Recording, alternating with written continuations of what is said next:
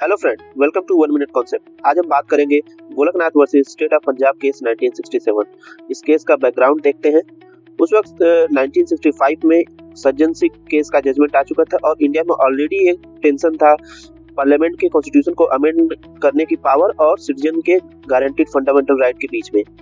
और 1965 में Punjab security of land tenure act 1953 में अमेंडमेंट करके उसको 9 शेड्यूल में प्लेस कर दिया गया 17th कॉन्स्टिट्यूशनल अमेंडमेंट एक्ट के तहत। और इसमें जो अमेंडमेंट किया गया कि अब एग्रीकल्चरल लैंड पर एक सीलिंग इम्पोज की गई कि किसी फैमिली में अगर एक से ज्यादा ब्रदर है या भाई है तो प्रत्येक भाई के पास केवल 30 एकड़ की लैंड होगी और जो रेस्ट लैंड है वो गवर्नमेंट एक्वायर करेगी और उसको डिस्ट्रीब्यूट करेगी लैंडलेस फार्मर के बीच में।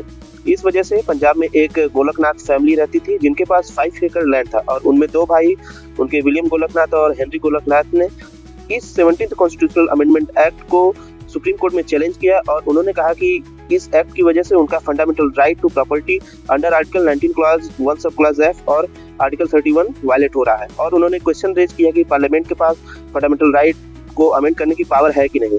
तो अब हम देखते हैं कि इस केस में आर्टिकल कौन से इन्वॉल्व थे और सुप्रीम कोर्ट के सामने क्या क्वेश्चन थे।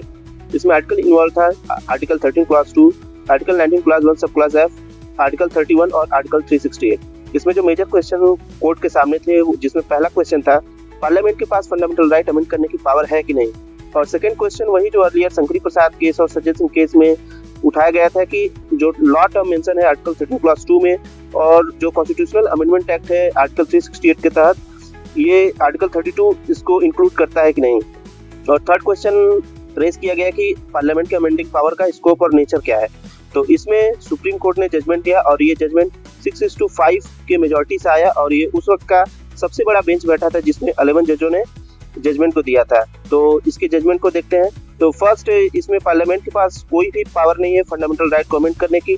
पार्लियामेंट फंडामेंटल राइट को अमेंड नहीं कर सकती है इवन कॉन्स्टिट्यूशनल अमेंडमेंट करके, क्योंकि इसमें जो आर्टिकल 13 और 368 का रिलेशन बताया गया है उसमें बताया गया है कि आर्टिकल 13 के एम्बिट में 368 आता है।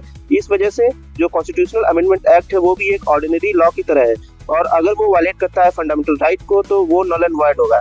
और इसमें एक और मेजर चेंज आया कि कोर्ट ने इंटरप्रेट किया कॉन्स्टिट्यूशन को और आर्टिकल 368 को कि पार्लियामेंट के पास केवल प्रोसीजर है दिया गया है 368 में, ना कि पार्लियामेंट के पास कोई सब्सटेंसिव पावर नहीं है जिससे वो कॉन्स्टिट्यूशन को अमेंड कर सकते हैं।